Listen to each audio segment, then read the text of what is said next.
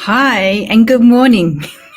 I'm Dr. Zali O'Dea, and I'm here to talk to you about our topic today, which is when your child is first diagnosed, or when you actually first notice your child living with a facial disfigurement. I'd like to thank all the people who are going to watch this now, live or afterwards. And I would like to dig in to this. Who am I first? My name is Zali. Why should you actually listen to me? I live with a facial eye disfigurement, and I've lived with facial eye disfigurement since I was 10 days old as a newborn baby. My mum and dad had a car accident. Well, it wasn't their fault. It was the fault of the other person. And I suffered an ABI, an acquired brain injury, and that resulted in what I now live with, which is third nerve palsy. During that time, I'm not supposed to have got past year 10. I wasn't supposed to have the brains to do that. I went to university. I got my undergrad in education, so I'm a primary school teacher. I then, would you believe, today, 15 years ago, I was teaching in a special school, and today, 15 years ago, I was injured. And well, what 15 years can do. Hi to those people who are on live. Could you please give me some comments, please, to say where you are from, and that would be lovely. Anyway, getting back to my story, 15 years ago I was injured at a special school, and 15 years on, with a master's in counselling as a result of having not being able to go back to mainstream teaching, or in fact, hi Anna, hi. It was I've been able to complete my PhD in the area of what is the lived experience of people living with facial disfigurement. That's just a little bit about me. But our topic today is what to do when your child is first diagnosed. Got 3 points, really, that I'd like to chat about and have a go about. And they are, well, when your child, as a parent, when your child is diagnosed with, for example, third nerve palsy, or facial palsy, or Bell's palsy, or a craniofacial syndrome, what do? We first have to acknowledge our feelings, because if we don't acknowledge our feelings, they get crushed in and they come out in our body some other place. So we need to acknowledge, the sadness, the anger, the frustrations, feeling like a failure. Sometimes we can feel like a failure.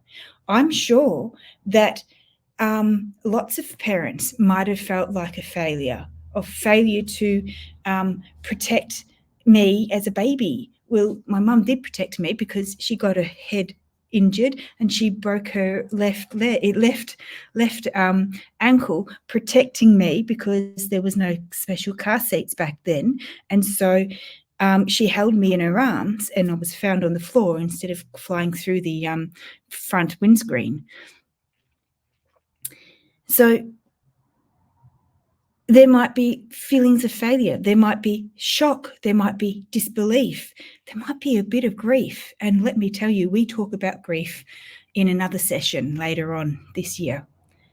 And the need for more information. What information is out there on my child's issue?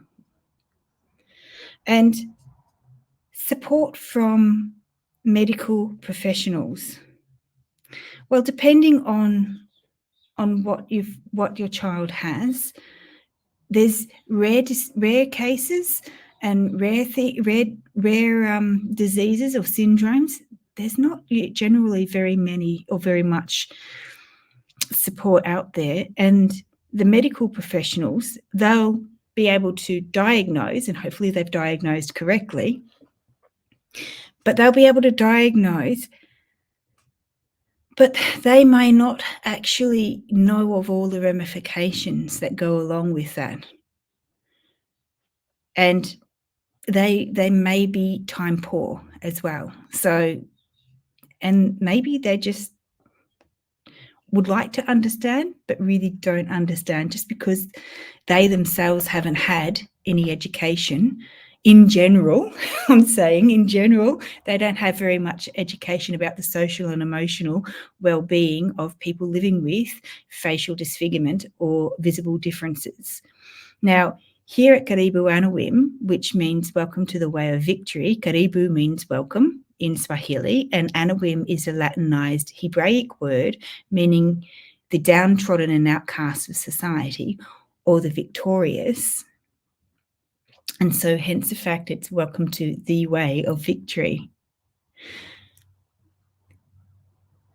Medical professionals need support themselves.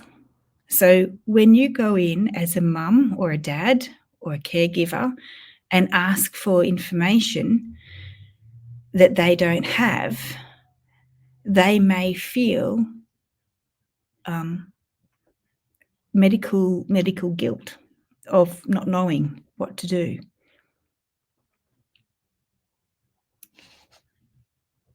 What is important, though, is you as a parent, you have to, as I said, acknowledge your feelings, label them, get to label them, because sometimes it's really hard to label. Sometimes it's just I'm feeling so overwhelmed with all this information, or with lack of information, or with the uncertainty of what happens next,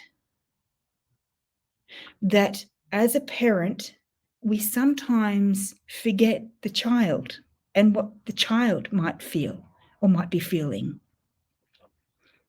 So as a parent, it is okay to display your feelings with your child in age-appropriate ways.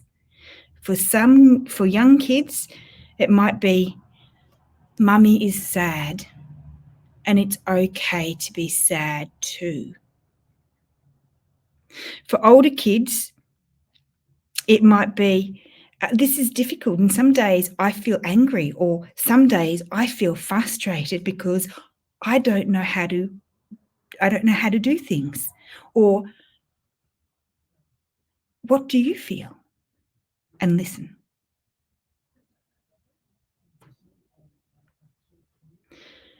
My two catch cries that you will be hearing every week, because I'm doing this every week at 10 o'clock Australian Eastern Standard Time, is it's okay not to be okay. The other one is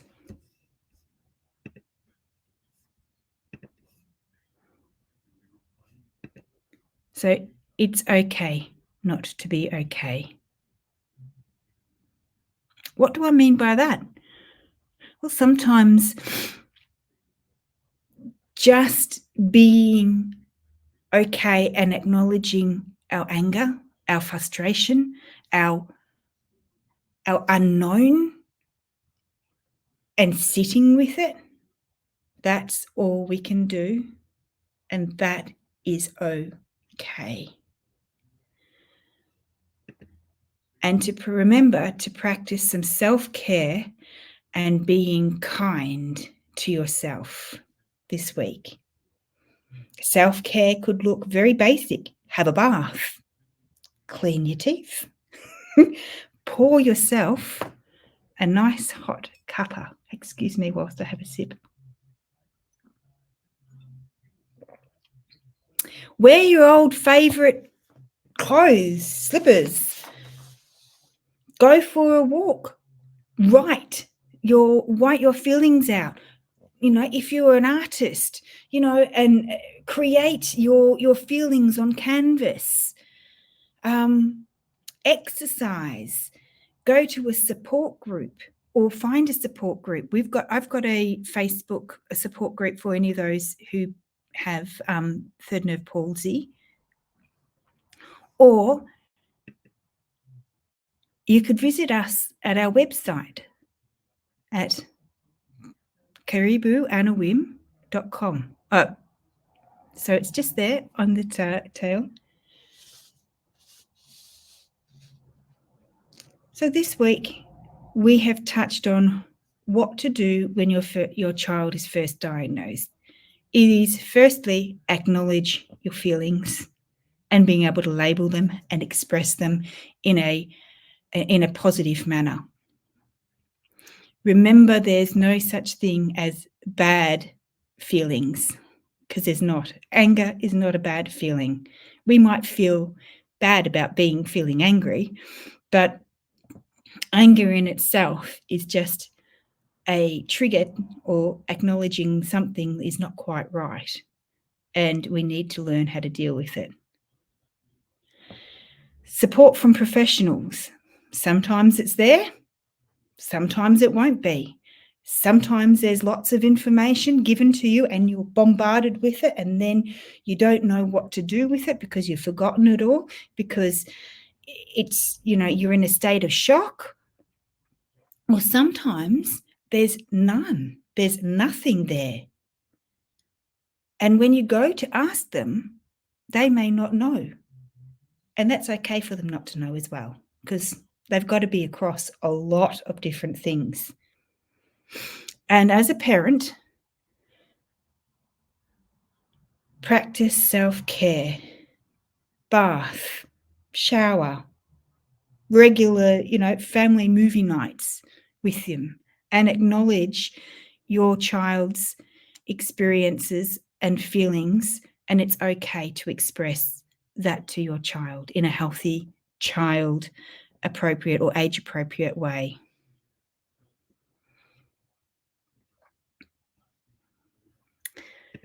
You can access some free self-help guides from here at www.karibuanawim.com/support.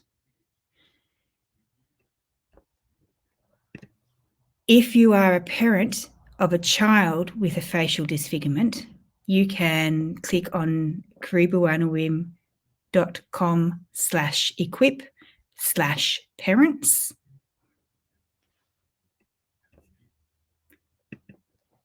And if you are a parent living with a facial disfigurement, like I am, there's a support, self-help support group, guide for you too. You go to www.karibuanawim.com/nurture,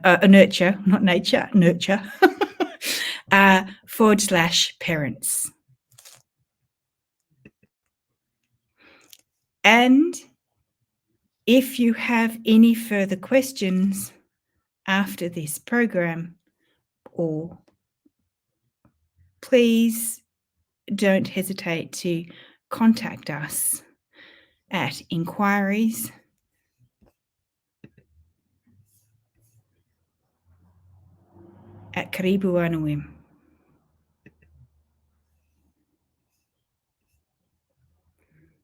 Thank you very much, Anna, for saying wonderful resources.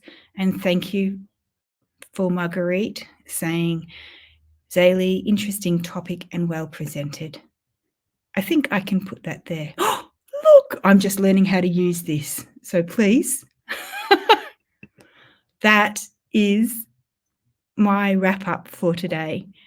Next week, we will be discussing, because every month, we will, at the end of the month, we will have a monthly, our last Friday of each month, we'll have a question and answer time. So if you've got any questions about anything that you've heard from today, or if you've got any more information or you'd like to share something, please don't hesitate. Please connect with us at inquiries@karibuanawim.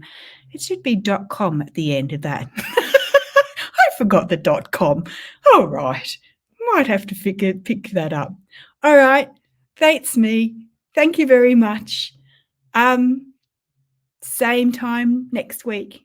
10 o'clock Eastern, Australian Eastern Standard Time. I'll get it right. And that's me, Dr. O'Dea, signing off. Enjoy the rest of your week. Practice self-care, and it's okay not to be okay.